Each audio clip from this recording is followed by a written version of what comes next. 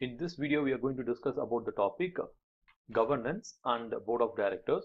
Within that, we are going to discuss about the company named Rosh Company. This case study was asked in June 2008 in ACCA exams.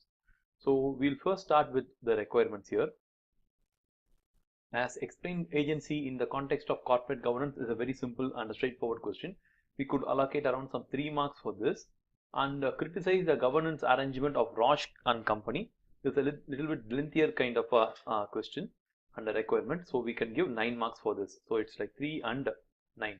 So first we'll discuss about this part of the question. So once this is over, we'll just have an overview about question B and C. So we'll start with requirement A. So requirement A, criticize the governance arrangements of Rosh and Company. I have marked it in this kind of a asterisk symbol. So I hope that you have read this case study on your own. So you should have fairly come out with what are the various kinds of problems that there are existing in this company's governance arrangements. In case you have missed certain points or you want to add some value to it, we'll just discuss it now.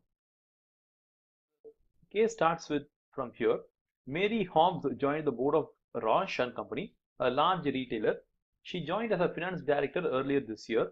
While she was glad to have finally been given the chance to become a finance director after several years as a financial accountant.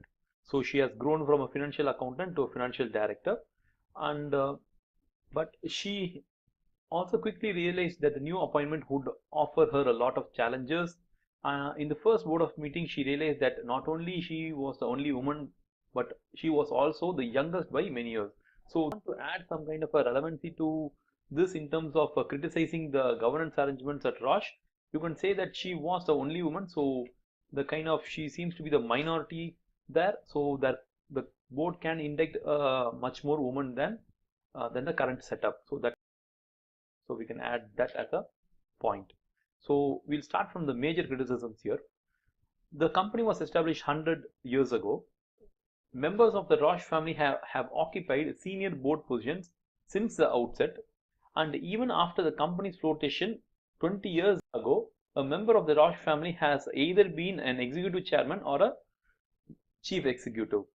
So this statement says that the company has been a private company for a long time, for around some 80 years, and for the last 20 years it has been a public limited company. So even though it has become a public limited company, it seems that the family seems to be having more control over the company, and they're occupying the board seat either as a chairman or a chief executive. Whether this is right or wrong, this is actually wrong. It is something like the family seems to be having a continuous influence over the company. That is number one. And number two, there seems to be a kind of a conflict where the executive chairman and the chief executive seem to be related even in a blood relation manner. So that seems to be very wrong here.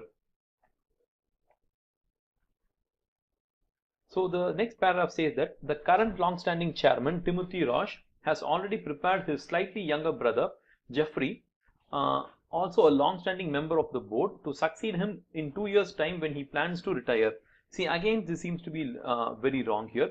The current chairman has already prepared another blood relation, Mr. Jeffrey, as a next chairman. So those who are already in the board, see, there are like two problems here. One, Timothy Rosh and Jeffrey are blood relation, and two, the person, Mr. Jeffrey, who is a long-standing member of the board, either as a executive or a non-executive director, seems to be again becoming a chairman. This is not such a good practice in the corporate governance. So you can point out this in your answer also. So why it is not good is the same person occupying the board for a long time leads to some kind of a complacency among the board members. So that is not a right approach to run a board. So we will move on to the next paragraph. The next paragraph is the Rosh family, who still owns 40% of the share. So they are not a majority shareholder. They are a considerable shareholder, but they are not a majority shareholder. So they consider it their right to occupy the most senior positions in the company. The answer for this is no. Just because they have a high shareholding doesn't mean they have to have a board member seat, and that too for a very long time. They can't be occupying a board member seat. So that is quite wrong. They only appointed Mary because they felt they needed a qualified accountant on the board. So the reason why Mary has been appointed is in the audit committee there's a need for a person who has financial knowledge. So Mary seems to be the correct person to be appointed in the board so that she could be used in the audit committee. So that's the reason for her to be appointed. So now we'll move on to the next paragraph. Several former executive members have been recruited as non-executive members immediately after they have retired from a full-time service. So corporate governance best practices says that if an executive member has to become a non-executive member, there is a general cool off time, considerable time gap between when an executive member can become a non-executive member, but still it is not such a good practice at all. So this should not be allowed. A recent death, however, has reduced the number of non-executive directors to 2. Again, this seems to be like very bad. The number of non-executive directors are only 2, and that too, these sit along with an executive board of 7. So it works like 7:2, and 7:2 is not such a great kind of a balance in the board. So the balance in the board should be like 50-50%. Corporate governance best practices says that non-executive directors should be more than the executive directors. In that case, it can be non-executive can be 4 and executive can be 3. So that would be the best practice. So that apart from Mary, all have been in their post for over 10 years. This seems to be a gross violation of corporate governance best practice, because normally a service of 1 to 3 years would be like considered ideal, but this one of 10 years seems to be a very long period. So in a period of 10 years, each and every executive member will know the other person, and they will not take an effective decisions in the board at all, and they will be like predominantly concerned about their own welfare than the company's welfare. So this seems to be like really a gross violation. Mary noted that board meetings very rarely contain any significant discussion of strategy and never involve any debate or disagreement. So every board meeting is conducted for discussing about something which is significant about the company. So they discuss about the risk, their strategy, their competitive environment, their macroeconomic environment. They discuss a lot of items and agendas, but nothing of that sort seems to be happening in this company, and that seems to be actually very wrong. The purpose of the board is seen to be like defeated here.